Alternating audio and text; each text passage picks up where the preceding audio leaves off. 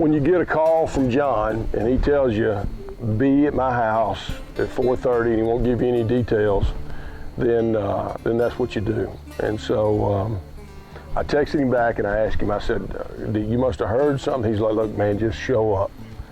So when he says that, it's usually going to be pretty good.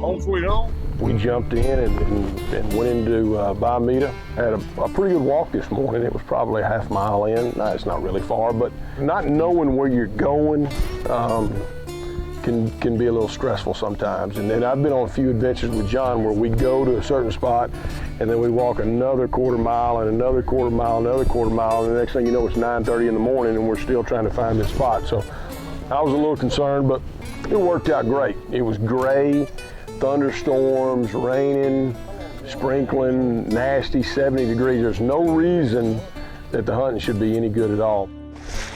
Woo. How long's water been in this hole, you figure? Have you been here a month? Those birds, they start out on the south end. Even if it floods, Right. and the whole thing floods, they start on that south end, work their way right up, and I got you. then they roll over the ditch, and then they start going up. You always gotta wait for them to make A little hole. We get in this morning, we kind of get in the general area that we want to be in, and then at that point, what we're trying to do is find a hole. Look at there, you got a log right there, big fella, come on. My eyes are playing tricks on me. And once we find that hole, now it's time to be guard dogs. And so what you do is you kind of separate and you know, you get one guy gets over here and one guy gets over here and you're flashing lights and you're blowing duck calls and if you have to, it's like, hey, you've come far enough. So what you have to do is, you know, kind of when you find your area, you got to kind of post sentries around the area to keep guys off until shooting time. And that's pretty much what happens.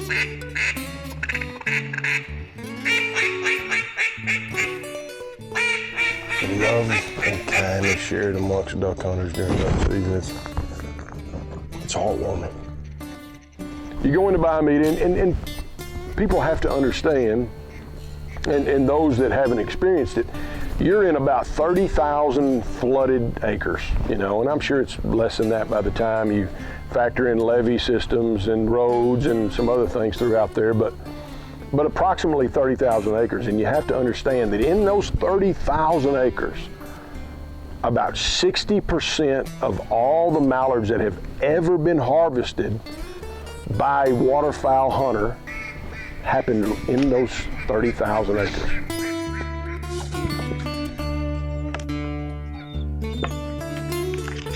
Oh, Susie Hen Duck.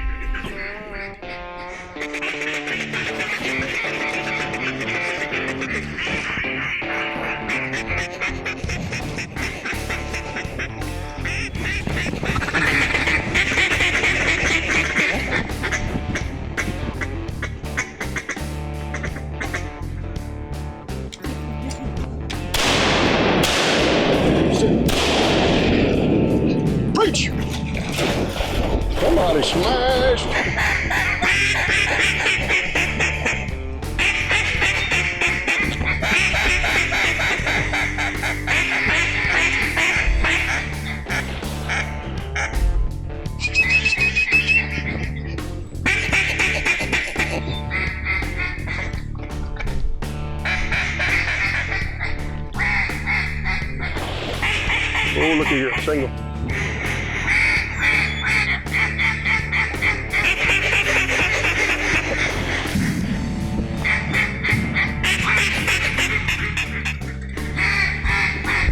Here we go, boys. Get ready. Shoot those ducks, shoot them. Get on. Sit, sit.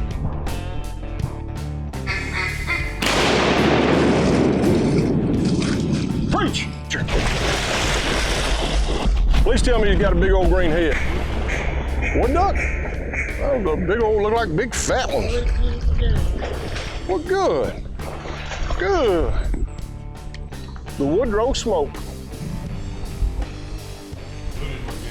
All manganese.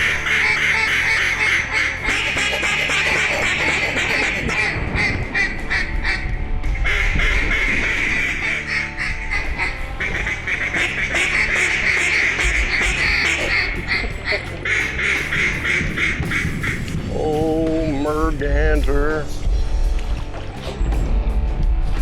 Water swat. Come here with Elvis. Elvis Presley.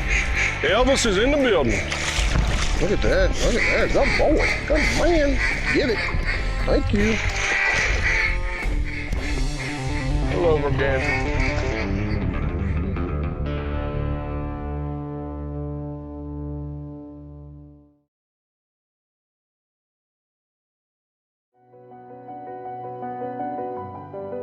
Really to restore the natural hydrology of the property, the water movement, because everything changed when the ship channels were dug in this area. You know, my goal is this place for, you know, my grandkids, great-grandkids to have this place and to enjoy it as much as I enjoy it.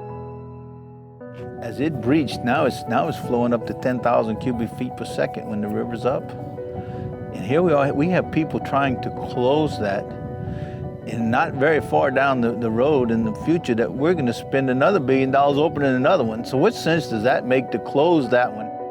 There's been that much change in the ecosystem here that we can look back 5 years and we know that the marsh is so much different now than it was then. Our good old days aren't 30 or 40 years long anymore. They're changing every season. Every season, the good old days were a year ago. And if something isn't done, it won't be long before the good old days are gone.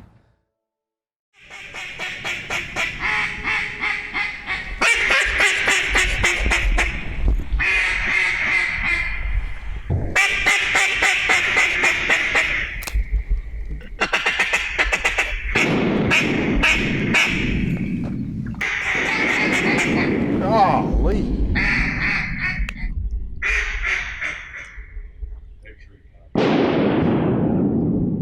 can always tell. One's 2 shots, tree topping. Don't know how to hunt. Never been taught, I guess. I have no idea.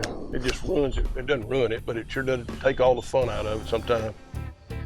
You know, it's your typical buy meter deal. You know, after you fight everybody off, you kind of assess the situation, you see what's happening, and then of course as the sun comes up, I'm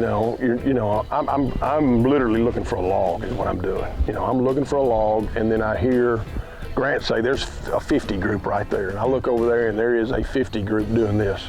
Well, I'm still trying to find a log. About that time I get my gun loaded and they're starting to drop in the hole. They're stopping at the bottom of the canopy, you know, kind of sliding in and sliding around.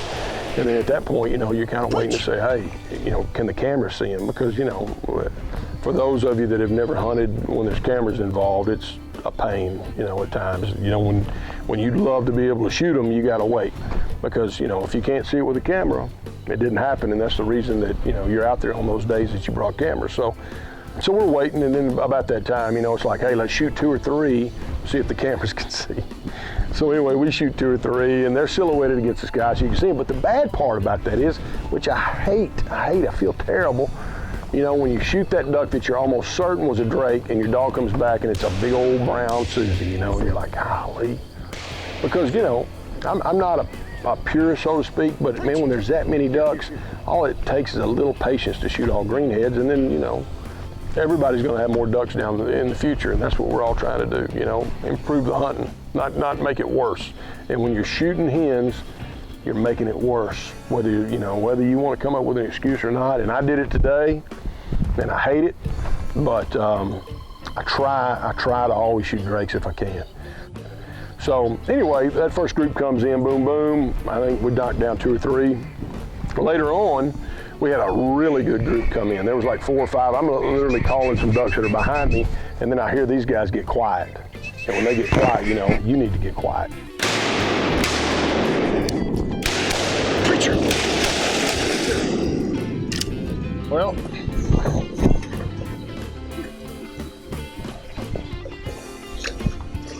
get him, preacher, get him, boy.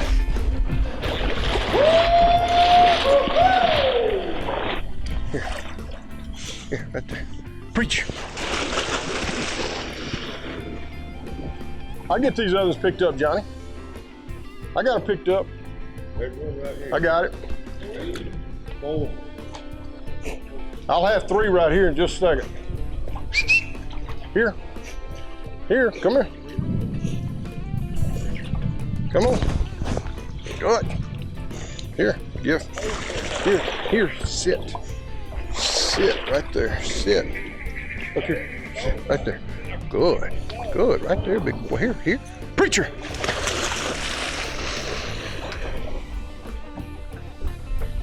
Oh, Lord, that was so fine.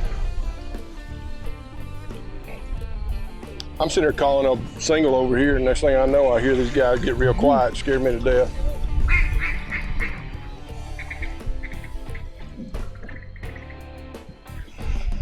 Way to go, Johnny. Way to go, Big G. Yes, sir. They were filtering in there kind of nice. Come here, fat boy. Or at least 3. Come here, Brad. Good boy. Good boy. Thank you, sir. What you got?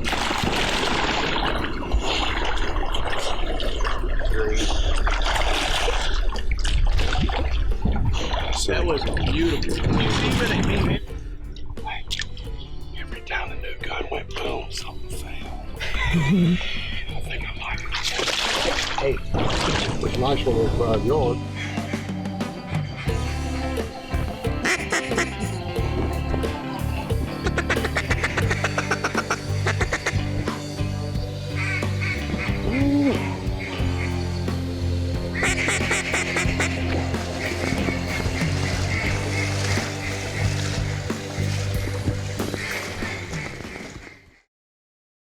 Waterfowling has a past. When hunting was more art than science. When craftsmanship was held in the highest regard, and mastery was earned through creative skill and experience. Avery Heritage Clothing and Accessories honor those traditions with classic, proven designs that continue to stand the test of time. Avery Heritage, a new brand embracing all that waterfowling has been and will be.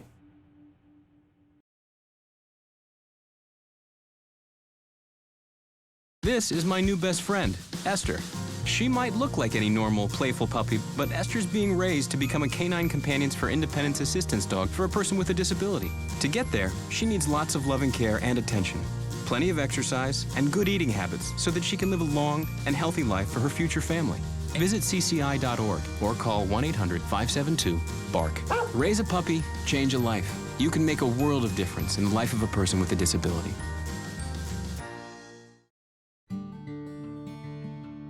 I thought Preacher did a great job today. Preacher had fun. Today was a tough deal because you've got a long walk in. BAYOU is one of the few places, like I got every kind of dog stand in the world in my boat, and they stay in my boat. I've got a hybrid stand, and I've got a boomer stand, and those will work in just about any kind of flooded situation that you can stand in. You got a dog that's almost 10 years old. Most of the time I'm always going to pack a dog stand in, but in BAYOU it's a little bit different. There's so many trees, and where there's a lot of trees, there's going to be some down trees. When you get in a scenario where you're trying to find a good spot for your dog, it can be tough because you don't know what kind of hole you're dealing with. When we dealt with a hole today that I don't even know, it's probably about 20, 25 feet across, and it's just a hole in the canopy. We're not looking for a hole on the water. I think a lot of duck hunters kind of get confused when they're looking for that. I mean, a hole on the water is great, and that'd be super duper. But when you can't manipulate holes, you can't go in there. You can't cut wood. You can't, you're not supposed to be breaking branches in there. So what we're looking for is a hole in the canopy, and what'll happen is those ducks will dive in that canopy, and then from there they'll filter out. And that's another thing that you'll learn. When those ducks come in that canopy, when they hit that canopy and they drop 10 or 15 feet, that's when you want to shoot them in that scenario, because if you wait for them to go, you don't know what direction they're going to go. They're going to go right, left, whatever. They're definitely not going to land on a giant oak tree. They're going somewhere other than straight down. So you get your dog, you put him in there, and you get him in the boat, and you walk in there, and then at that point, as a dog guy, everybody else is like looking for a hole, and you're thinking, all right, I got to find a hole, which is great, but I got to find a place, I got to get this dog out of the water. Now, this is a different scenario because it's 57 degrees, and yes, the water is chilly. I would not want to be walking barefooted in it, but he's a Labrador, he's a tough guy. He's been through a lot worse, and so we kind of, found a spot that kind of worked good for him. A lot of times you got to figure out too, there's places that you'd like for your dog to be, and then there's places that your dog wants to be. And so you just kind of make the best of both worlds. There was a great log over here. He didn't want to be there. He wanted to be right here next to me, and which is okay, and you just got to monitor your dog and see how they're doing. If they look like they're getting cold, you got to get them out of the water, and they'll let you know. I mean, as long as you're paying attention to them, they'll be fine. But I thought he did a great job today. He had a lot of fun because he made one retrieve that was probably a couple 100 yards, 150 anyway. But the great thing is, and especially when you get out here on the white, and we run into these holes sometimes where we're in ankle deep water, but right over there is waist deep water. And I'm not a smart guy, but I do know that most Labradors, at least the ones I've been around, they're not as tall as I am. So if I can't really touch, they're probably not going to be able to touch. So typically those ducks, they go to that deep water. I don't know how they know, but today we had the magic duck. We shoot him, he gets knocked down, and the first thing he does is head for shallow water. And you can see Preacher starts going and going, and he's getting faster, and it's like he's thinking, please keep going, man, please keep going, because you're just about on dry ground. And that's good, you get an easy hunt like that. I think it's important as a dog guy that you understand that, man, when you get an opportunity to hunt on a 50-something degree day with an old dog, you got to do it, man. You got to do it because that's easy on them. And you just don't have the stress of them getting cold or ice, or it's easy on them. And everybody likes easy, especially when you probably don't have old Preacher. He'll be 10 in a few months, and he's probably got the rest of this year and probably next year, and it'll be time to start putting the brakes on and relax a little more. But I can tell you, anytime it jumps up to 57, I'm gonna get the old guys and we're gonna go out there and do our best.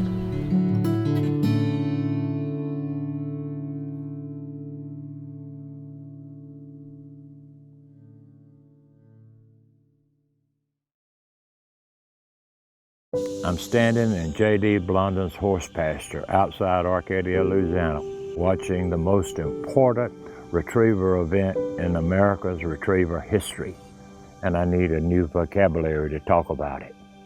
The article that Bill Tarrant wrote of Field and Stream about the first hunt test.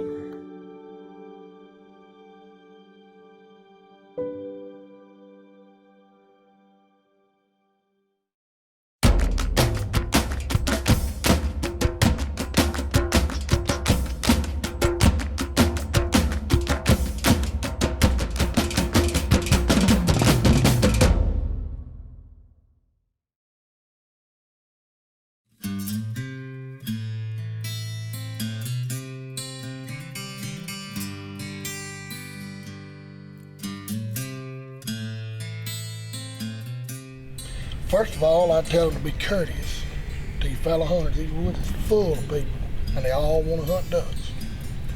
They need to be courteous and need to wait. Wait on the ducks. You can work them down in the timber if you just wait. It just takes patience. And the main thing is to be courteous. It's a boat ramp in the ditches. Don't come to any public place thinking you own it. That's what a lot of them do. They don't own it.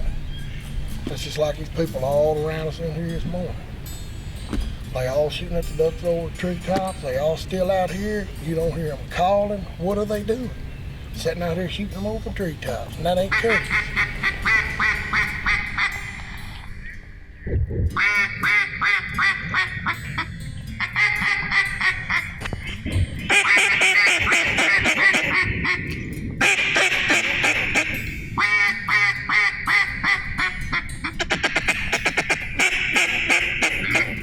It don't bother. I mean, you know, they want in here.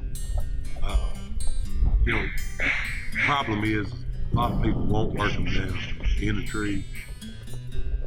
And if you do that, you can get them a lot quicker and get on out of here. These guys, they'll come in here and they'll stay till noon. Yeah, they never learned, you know, wait and get 6 or 8 or 4 or 5 down in the hole, and then you'll get done so much quicker, and it's so much more fun It is. than shooting them at 35 and 40 yards and hoping, and then, you know.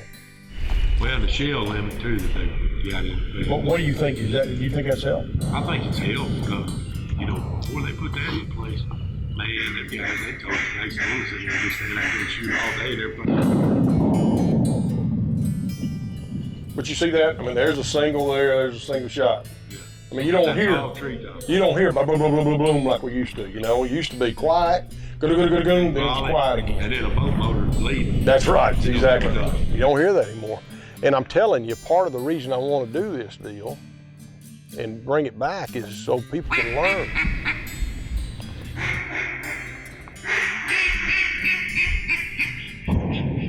God almighty, somebody open the gate.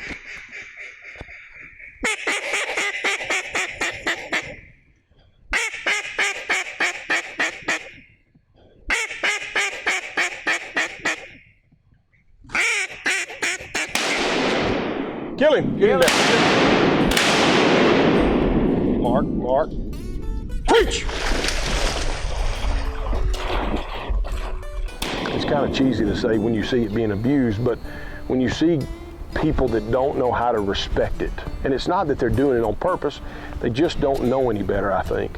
When you see that, it's, you know, I think it frustrates them, you know, because you see a scenario where it's probably tougher than it needs to be. You know, it really is. And I'm not sure what the answers are. I mean, there's people way smarter than me working on those answers, but I don't want to ever see it become a, you know, like some of these other states where you get there at 3 o'clock in the morning and you got your little poker chip and you draw it out of a hat and that's the blind that you have.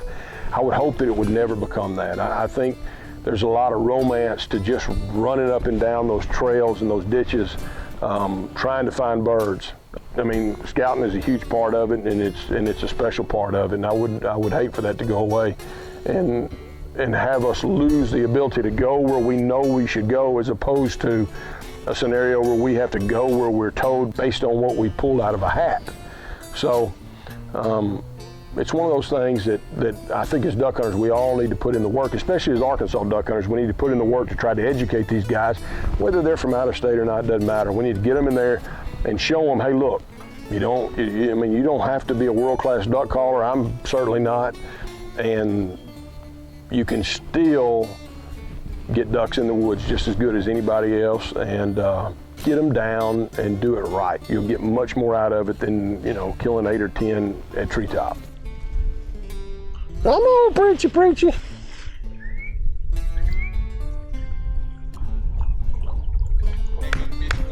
Good boy. Good man. Good boy. Good job, Bubba. That's fun, isn't it? Give it. Give.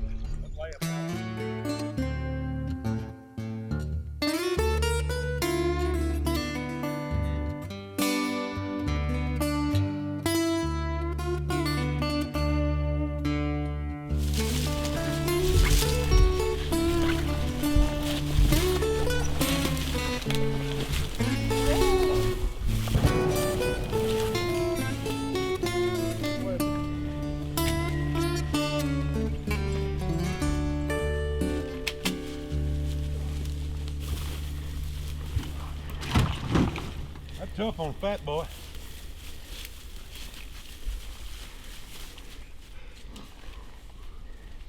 He's really tough on that fat boy dragging up the rear back there.